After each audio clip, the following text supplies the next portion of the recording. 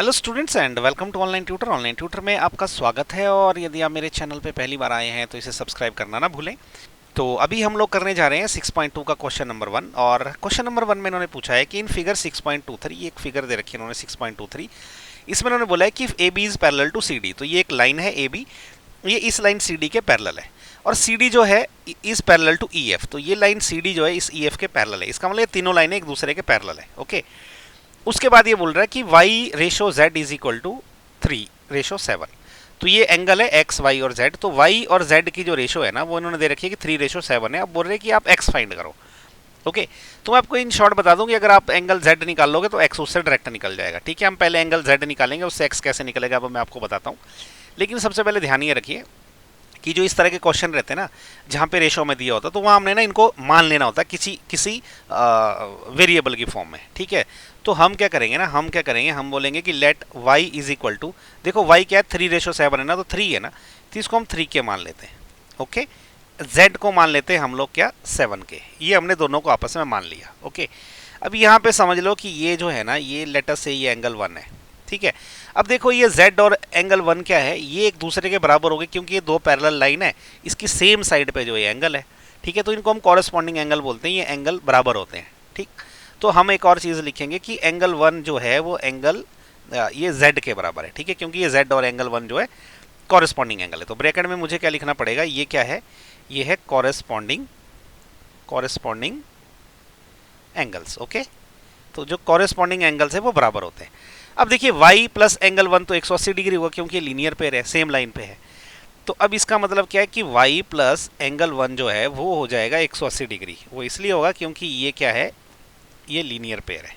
Okay, this is linear pair.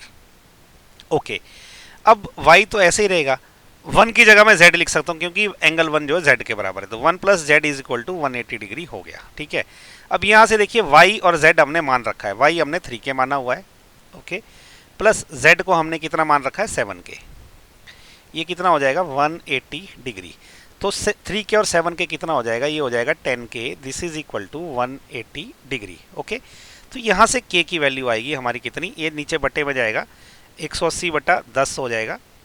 तो k निकल गया है यहाँ से 18 डिग्री। ठीक है, इसका मतलब क्या है, अब z क्या रहेगा हमारा, z जो है ना हमारा वो कितना है, देखिए वो है 7 के। तो ये हो जाएगा 7 इंटू k मतलब 18 डिग्री। तो 7 और 18 कितना होता है, 7 8 56 का 6, 7 एकम 7, 7 और 5 12, 126 डिग्री। तो ये z की वैल्यू आ गई 126 डिग्री। जैसे मैंने आपको पहले बोला था अगर एक बार z निकल गया तो x भी निकल जाएगा। वो कैसे निकलेगा मैं आपको समझाता हूँ। अब ये ऊपर 3 लाइनें दे के रखी हुई है ना। ठीक है, अब हम ये बीच वाली लाइन थोड़ी देर के लिए भूल जाते हैं क्योंकि ये तीनों एक दूसरे के पैरेलल है। क्योंकि A B is parallel to C D, इसका और C D is parallel to E F, इसका मतलब ए बी और ई एफ भी एक दूसरे के पैरेलल है। तो थोड़ी देर के लिए बीच वाली लाइन सी डी आप भूल जाइए। ओके, तो सबसे ऊपर कौन सी लाइन है, ये है लाइन ए बी और ये है line E F. Okay, this is A B, this is E F, और ये आपकी तिरछी लाइन है। यहाँ पे है एंगल x और यहाँ पे है एंगल z। अब देखिए ये एंगल एक दूसरे के बराबर है। ओके, उसका रीजन क्या है, ये इनको बोलते हैं हम ऑल्टरनेट इंटीरियर एंगल। देखो अंदर की साइड मतलब इंटीरियर है, ऑल्टरनेट मतलब अल्टरनेट साइड पे है, तो ये एक दूसरे के बराबर होते हैं। ठीक है, तो मैं इसको कैसे लिखूंगा, मैं यहां लिख देता हूं। मैं इसको ऐसे लिखूंगा कि now okay x is equal to z, ऐसा मैं लिख दूंगा। ऐसा क्यों है जी, मुझे ब्रैकेट में दिखाना पड़ेगा। अब मैं बोलूंगा कि ये जो लाइन ए बी है ना ये है पैरेलल टू किसके, ई एफ के। ओके, लाइन ए बी जो है ई एफ के पैरेलल है। ओके, और x और z जो है, अब मैं इसके बाद ये लिखूंगा कि ये जो है ना ऑल्टरनेट इंटीरियर एंगल है। ठीक है, तो अब मैं लिख दूंगा इनको कि these are alternate, okay, alternate interior angles. Okay, तो ये ऑल्टरनेट इंटीरियर एंगल्स है तो ये बराबर होते हैं। So which implies x is equal to, z की वैल्यू तो हमने निकाल रखी है 126 डिग्री, तो x भी जो है वो 126 डिग्री हो गया। ओके, ये हो गया हमारा आंसर। ठीक, ये सिंपल है, ज़्यादा मुश्किल नहीं है। इन क्वेश्चंस की प्रॉब्लम क्या है कि इसको हर आदमी एक अलग तरीके से करेगा। आप कोई दूसरे का वीडियो देखोगे ना तो उसने यही क्वेश्चन किसी अलग तरीके से किया होगा, लेकिन आंसर यही आएगा फाइनली। आपने इसमें थ्योरम्स जो है एकदम सही लगानी है। ठीक है, बस आप थ्योरम्स सही लगाइए, अल्टीमेटली जो है आपका ये आंसर कभी गलत आएगा नहीं।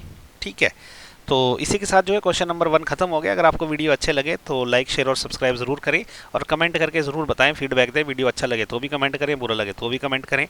और कुछ अगर आप बताना चाहते हैं इंप्रूवमेंट मेरे वीडियोस को बनाने के तरीके में तो भी कमेंट करें। Okay, so thank you so much for watching this video. Thank you.